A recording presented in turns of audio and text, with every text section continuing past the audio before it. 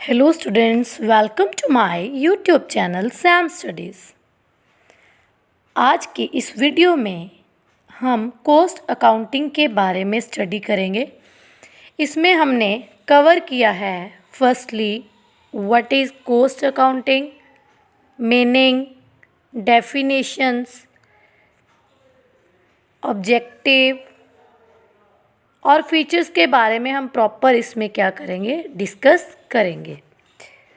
So firstly मैं आपको बताना चाहती हूँ कि जो कॉस्ट अकाउंटिंग है वो दो वर्ड्स का कॉम्बिनेशन है।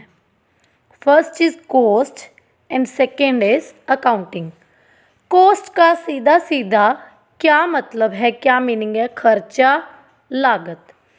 अकाउंटिंग का मतलब हिसाब किताब, जो हम ट्रांजैक्शन की क्या करते रहते हैं, रिकॉर्डिंग करते रहते हैं in monetary terms. So cost accounting से पहले हमें कॉस्ट का मीनिंग प्रॉपर पता होना चाहिए। उसका मीनिंग है खर्चा, लागत। अकाउंटिंग का मीनिंग है हिसाब किताब करना, ट्रांजैक्शन। और कॉस्ट अकाउंटिंग में हम क्या करेंगे, transaction related to cost we are recorded into the cost accounting book. So अब हम बात करने जा रहे हैं properly meaning of cost accounting. Cost accounting is a process of collecting, recording, classifying, analyzing, summarizing, allocating and evaluating various alternative courses of action in control of cost। मैंने अभी आपको पहले भी बताया कॉस्ट अकाउंटिंग क्या है। एक प्रोसेस है पूरा डाटा को कलेक्ट करना, फिर उसको रिकॉर्ड करना, रिकॉर्ड करके क्लासीफाई करना कि पर प्रोडक्ट हमारी क्या लागत आ रही है। देन एनालाइज करेंगे कि हम प्रॉफिट में हैं या लॉस में हैं, या पर्टिकुलर प्रोडक्ट पे हमारी कितनी कॉस्ट आ रही है। फिर हम उसको समराइज़ करेंगे। देन अल्टरनेटिव सोर्सेज से हम अब उसको हमेशा क्या करते हैं, कॉस्ट को कंट्रोल करने की कोशिश करेंगे। Next is its goal is to advise the management on the most appropriate course of action based on the cost efficiency and capability. So इसका गोल क्या है, ये मैनेजमेंट को एडवाइस करती है हमें कौन सा प्रॉपर एक्शन करना चाहिए जिससे हमारी कॉस्ट एफिशिएंसी और कॉस्ट कैपेबिलिटी ऑफ प्रोडक्ट बढ़े।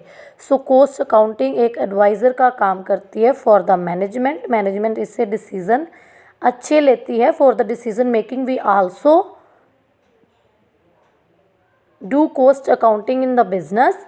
Cost accounting provides the detailed cost information. जो कॉस्ट अकाउंटिंग है वो डिटेल्ड कॉस्ट इन्फॉर्मेशन मैनेजमेंट को प्रोवाइड करती है। क्यों करती है मैनेजमेंट को provide? Needs to control current operation and plan for the future. ये मैनेजमेंट को इसलिए प्रोवाइड करती है जो हमारे करंट ऑपरेशन, करंट काम चल रहा है उसको कंट्रोल करें और फ्यूचर के लिए प्लान कर सके कि हमें क्या कैसे करना है। Next is definitions of cost accounting. Definition of cost accounting में हम डेफिनेशन करने जा रहे हैं the establishment of budget. Cost क्या है? बजट बनाने के लिए हम यूज़ करते हैं। देन हम standard cost and actual cost of operation. Cost accounting में हम क्या करते हैं, पहले एक स्टैंडर्ड बना लेते हैं, एक बेंचमार्क रख लेते हैं कि हमने साल का इतना खर्चा करना है ये प्रोडक्ट बनाने के लिए। मान लो कि मैंने कहा 5 लाख में मुझे 500 कुर्सियाँ बननी चाहिए, ये मेरा स्टैंडर्ड कॉस्ट होगी। मैंने स्टैंडर्ड कॉस्टिंग कर ली कि 5 लाख में मैंने 5000 कुर्सियाँ बनानी हैं। 5 लाख में मैंने 5000 कुर्सियाँ बनानी। देन मैं एक्चुअल कॉस्ट देखूंगी जब मैं बना चुकूंगी कि मेरी 5 लाख में 5000 कुर्सी बनी कि नहीं बनी। अगर नहीं बनी इट मीन मेरा स्टैंडर्ड कॉस्टिंग गलत थी। मुझे अपने पर कंट्रोल करने की ज़रूरत है, दोबारा नियंत्रण करने की ज़रूरत है। अगर मेरी एक्चुअल कॉस्ट थोड़ा कम आ रही है तो मैं उसी प्लान पर आगे भी काम करूँगी।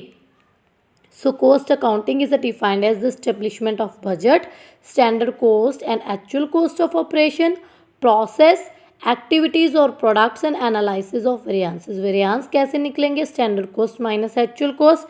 देन जब वेरियांस निकल जाता है हमें पता चल जाता है कि वी आर इन प्रॉफिटेबिलिटी और सोशल यूज ऑफ फंड्स।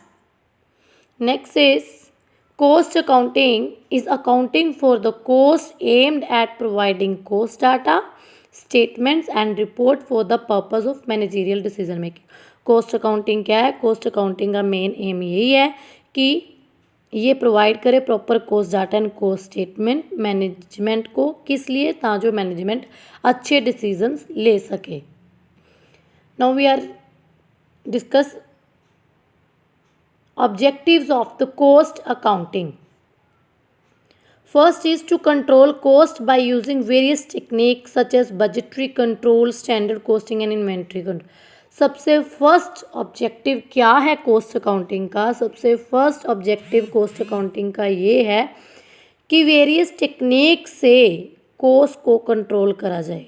या तो वो बजटरी कंट्रोल टेक्निक हो सकती है, या तो वो स्टैंडर्ड कॉस्टिंग हो सकती है, या फिर वो इन्वेंट्री कंट्रोल टेक्निक हो सकती है for the controlling of cost on a particular product और a whole product of the company.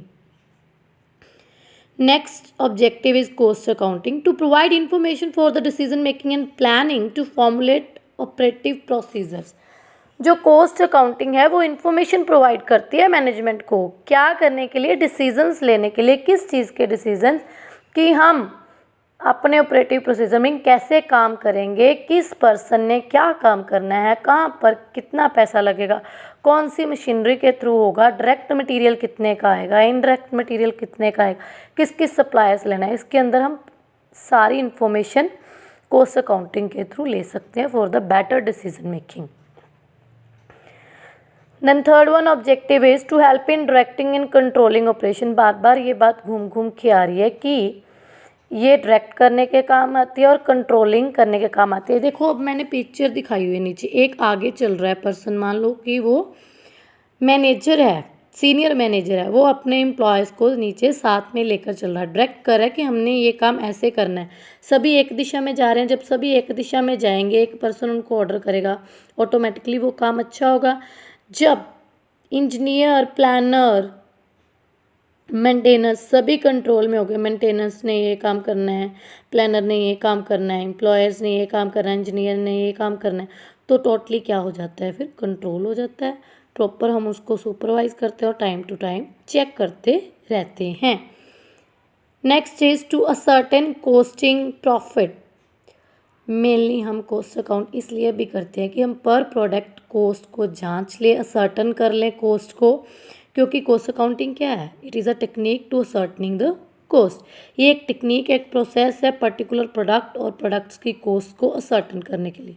तो ये क्या होता है, इससे जब हम कॉस्ट असर्टन करते हैं ऑटोमेटिकली हमें प्रॉफिट भी पता चल जाता है पर्टिकुलर यूनिट का, पर्टिकुलर प्रोडक्ट का। Next is to motivate to achieve the organisational गोल।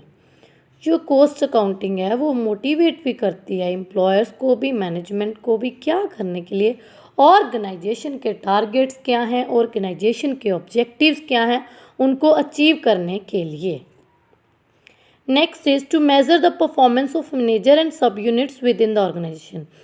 इससे क्या होता है? कॉस्ट अकाउंटिंग से हम प्रोडक्ट कंट्रोल तो करते हैं, हम प्रोडक्ट की कॉस्ट भी निकालते हैं, हम कॉस्ट एफिशिएंसी भी करते हैं, लेकिन साथ के साथ कॉस्ट अकाउंटिंग से हमें performance of manager according to their sub units in the organisation भी मेजरमेंट अच्छे तरीके से हो जाता है। हमें पता चल जाता है जिस यूनिट में प्रॉफिट ज़्यादा है, जिस यूनिट में कॉस्ट एफिशिएंसी अच्छी है, ऑटोमेटिकली वहाँ की यूनिट के मैनेजर्स और एम्प्लॉयज़ का क्या है? परफॉर्मेंस भी अच्छा ही है। Next is to provide immediate information regarding stock of raw material, semi finished and finished goods. जो हमारी कॉस्ट अकाउंटिंग है उससे हमें इमीडिएट इंफॉर्मेशन मिलती रहती है रिगार्डिंग द रॉ मटेरियल। हमारे पास कितना रॉ मटेरियल रह गया है, कितना रॉ मटेरियल सेमी फिनिश में in the process of finish goods है, means in the process of machinery है, लाइक ए मशीन से बी मशीन से जा चुका है, बी से सी तक जा चुका है और अभी तक फिनिश गुड्स में नहीं तैयार हुआ, वो भी हमें पता लगता है। टोटल फिनिश प्रोडक्ट हमारे पास कितने तैयार है। So each and everything cover in the cost accounting. Next is to facilitate preparation of financial and other statement. Financial and other statement means cash flow statement हम तैयार कर लेते हैं, कितना कैश आया हुआ है, कितना बाहर जा चुका है। इनकम स्टेट हम इससे तैयार कर लेते हैं।